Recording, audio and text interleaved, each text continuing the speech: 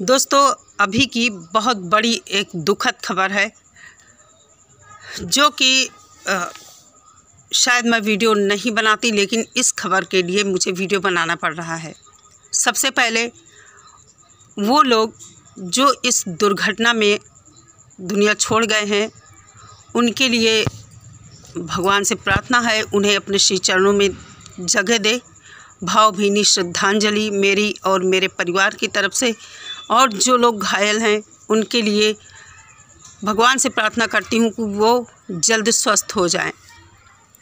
आज की जो ये दुखद घटना है, बहुत कुछ हमारे देश में जो अवैध घुसपैठी हैं उनसे रिलेट भी करती है। आज की ये दुखद घटना श्रीनगर में पहलगाम में टूरिस्टों के ऊपर एक बहुत बड़ा आतंकी हमला पहलगाम में हुआ है, जिनमें अभी तक ऑफिशियल अनाउंसमेंट नहीं हुआ है। वहाँ मीडिया को ज़्यादा नहीं जाने दिया जा रहा है। अभी तक के मीडिया में ये खबरें आ रही कि एक व्यक्ति के मारे जाने की पुष्टि हुई है और 20 लोग घायल हैं।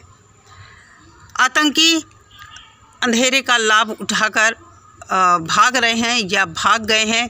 ये घटना दोपहर 2:30 बजे की है, लेकिन वो किधर भाग कर गए, अफरा तफरी में किसी को कुछ नहीं पता चला। हमारे देश के प्रधानमंत्री जी कहते हैं कि हम अपने देश को आतंकवाद से मुक्त कराएंगे। उनका प्रयास लगातार जारी भी है। हमारे देश के मुख्यमंत्री जिस तरह अपराधों पर लगाम लगा है हमारे देश में, कहा जा सकता है कि बहुत बड़ी सफलता मिली है। बड़े बड़े माफियाओं का जो एक साम्राज्य था ढहा दिया गया है। लेकिन इतने बड़े मुल्क में इतनी जल्दी किसी चीज़ पर विजय पाना संभव नहीं है। हाँ, जो भी प्रयास हुए बहुत अच्छे हुए, लेकिन आज की घटना से पूरा देश गुस्से में है। प्रधानमंत्री मोदी जी अमित शाह जी से उन्होंने बात की और अपना ट्वीट भी किया। जो वहाँ घायल हैं और जो नहीं रहे उनके प्रति अपनी श्रद्धांजलि व्यक्त की और कड़े शब्दों में कहा कि किसी भी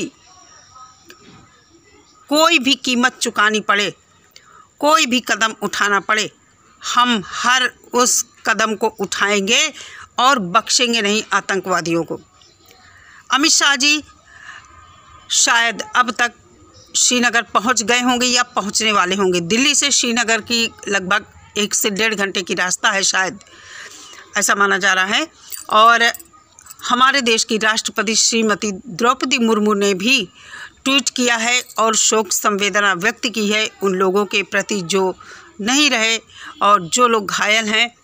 उन्होंने कहा कि ये एक अमानवीय कुकृत्य और जघन्य अपराध है जिसकी माफ़ी नहीं हो सकती है।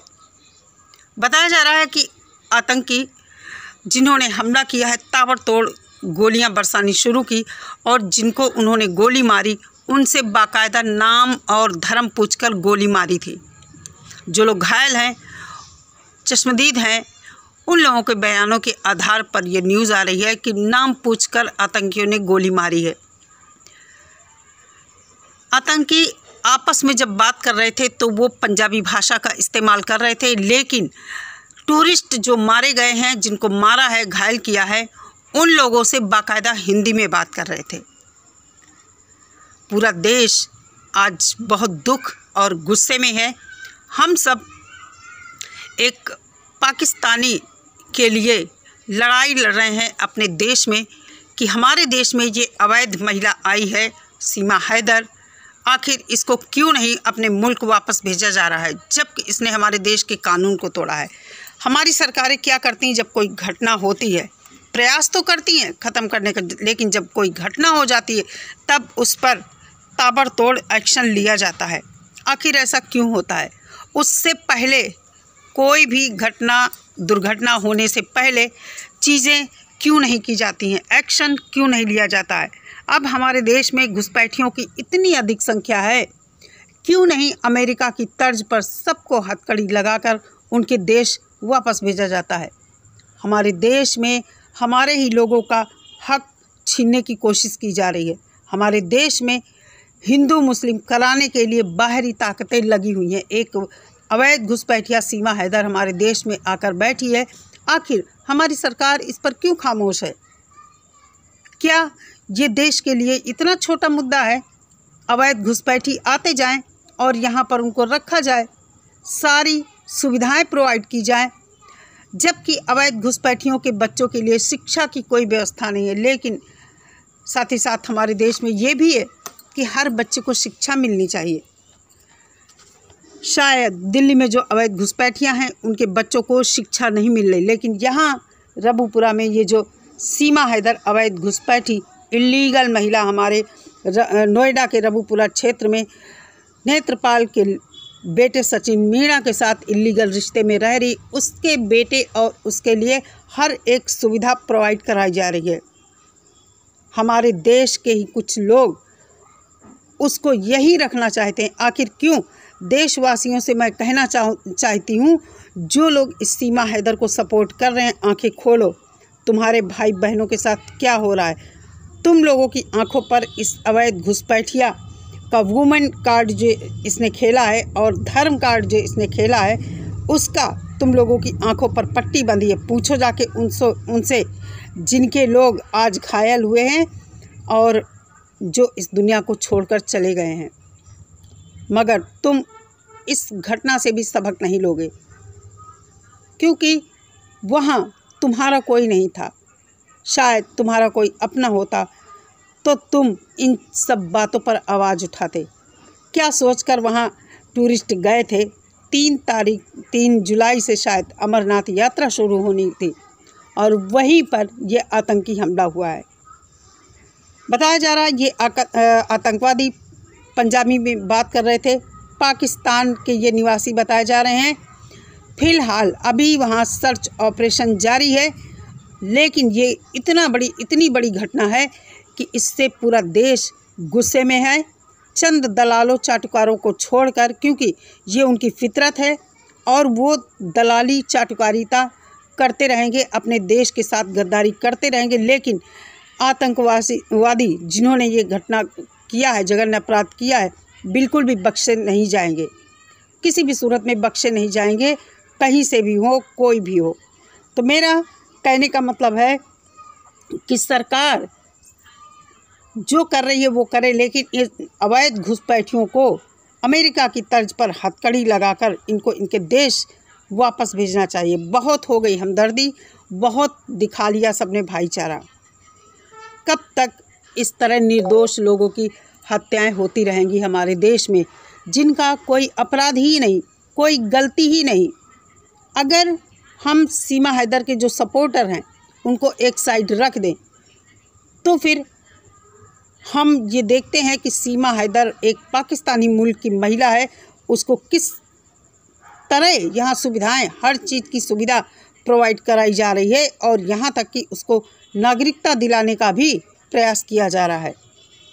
तो सरकार को बिल्कुल भी चुप नहीं रहना चाहिए। देश में किसी भी तरह का अपराध होता है, ऐसा नहीं है कि कुछ चीज़ें सरकार तक पहुंचती नहीं हैं, पहुंचती हैं, लेकिन सरकार इन सब चीज़ों को बहुत छोटा समझकर इग्नोर करती है कि हमारी डिपार्टमेंट देखेंगे, लेकिन ये छोटी चीज़ ही बहुत बड़ा नासूर बनती है।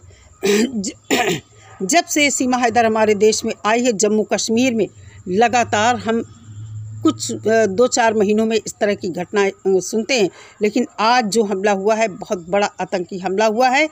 सर्च ऑपरेशन लगातार जारी है, देखते हैं क्या होता है उन आतंकियों के साथ।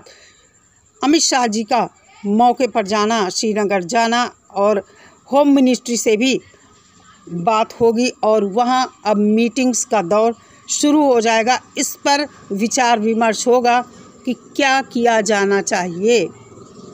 बहुत बड़ी ये घटना हुई है जो कि मुझे लगा आप लोगों के साथ भी शेयर करना चाहिए। हमारे देश से जुड़ा ये मामला है जो कि हम सब इस मामले में चुप नहीं रहेंगे। वैसे हमारा कोई न्यूज़ चैनल नहीं है, लेकिन जहाँ पर देश की बात आती है हम सब बात करेंगे।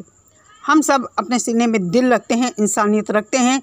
कहीं का कोई भी आदमी हो, अगर उसके साथ गलत हो रहा है तो हम सब आवाज़ उठाते हैं। हमारे देश में ही अगर गलत हो रहा तो हम आवाज़ उठाते हैं। ये सीमा हैदर हमारे देश में घुसी है, इसलिए हम सब आवाज़ उठा रहे हैं। हम पाकिस्तान के किसी भी व्यक्ति के ऊपर भरोसा नहीं कर सकते हैं, इसलिए इनको वापस भेजा जाना चाहिए। एक बार फिर से मैं उन सभी को श्रद्धांजलि अर्पित करती हूँ। जो लोग घायल हैं उनके स्वस्थ होने की कामना करती हूँ।